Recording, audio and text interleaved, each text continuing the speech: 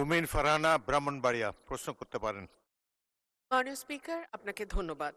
মাননীয় স্পিকার, বেসরকারিভাবে নন ইউরিয়া সার আমদানি ২৬-২৭ অর্থ বছর থেকে আর করা হবে না বলে সিদ্ধান্ত নেওয়া হয়েছে।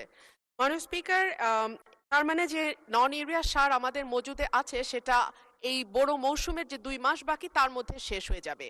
কিন্তু এরপরে সারের যোগানটা কোথা থেকে হবে এই ব্যাপারে যদি মাননীয় কৃষিমন্ত্রী কিছু বলতেন। এবং আমার নির্বাচনী এলাকা আশুগঞ্জে কিয়া ফার্টিলাইজার যে ফ্যাক্টরিটা আছে, কারখানা আছে, সেটা বহুদিন ধরে বন্ধ মাননীয় স্পিকার। সেটা চালুর ব্যাপারে কোনো উদ্যোগ নেওয়া হবে কিনা? ধন্যবাদ। মাননীয় মন্ত্রী। ধন্যবাদ মাননীয় স্পিকার। ধন্যবাদ আপনার মাননীয় সংসদ সদস্যকে আপনার মাধ্যমে ধন্যবাদ জানাচ্ছি।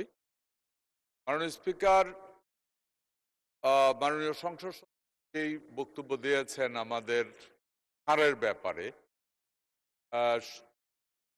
এই মুহূর্ত পর্যন্ত আমাদের কাছে যেই পরিমাণ ইউরিয়া সার আছে, আমরা জুলাই পর্যন্ত আমাদের জুন বা জুলাইয়ের বিগিনিং বা মিডল পর্যন্ত আমাদের ইউরিয়া সার আছে। এখানে উনি জানতে চেয়েছেন পরবর্তীতে আমরা ইউরিয়া সার কোত্থেকে নিয়ে আসবো। এরই মধ্যে আমাদের আলোচনা চলছে। আমাদের মেনলি ইউরিয়া সার আমরা আমদানি করতাম কাতার এবং সৌদি আরব থেকে। এরই মধ্যে আমাদের প্রতিনিধি মাননীয় প্রধানমন্ত্রীর একজন উপদেষ্টাকে কাতারে পাঠিয়েছেন। ওনার সাথে গতকাল রাতেও আমার কথা হয়েছে। আমরা আশা করি খুব দ্রুত আমরা যদি আমাদের যুদ্ধের মধ্যে আমরা আলোচনা চলছে যে আমাদের ওই বিতর্কিত যে জায়গাটুকু আছে ওইখানের ভিতরে এর মধ্যে আমাদের তেলের ট্যাঙ্ক যেহেতু ছেড়ে দিচ্ছে, আমরা আশা করি আমাদের সারের জাহাজও ছেড়ে দেবে। সার নিয়ে খুব বড় ধরনের সমস্যা হবে না। ওনার দ্বিতীয় যে প্রশ্নটা ছিল আমাদের ইউরিয়া ছাড়া বাকি যে সারগুলি প্রাইভেট সেক্টরে ইম্পোর্ট।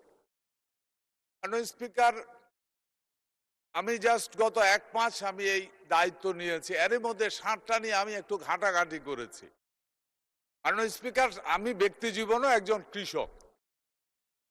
তো ঘাটতে ঘাটতে যেটা আমার আসলো, এটা আমারও প্রশ্ন যে এই গত সরকারে যেটা ছিল, এই সরকারের আমলে এই প্রাইভেট সেক্টরে বোধহয় ইম্পোর্টটাকে উৎসাহিত করা হয়েছে। এর আগে এটা ছিল না।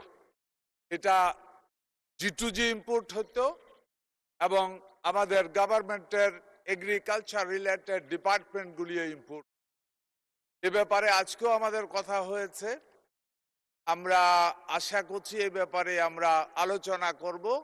কৃষকের জন্য যেটা সবচাইতে সুইটেবল হবে, দেশের মানুষের জন্য যেটা সবচাইতে সুইটেবল হবে, অর্থনীতির জন্য যেটা সবচাইতে লাভবান হবে, সেই পথে আমরা হাঁটবো এবং সেটাই দেশের জন্য কল্যাণকর হবে।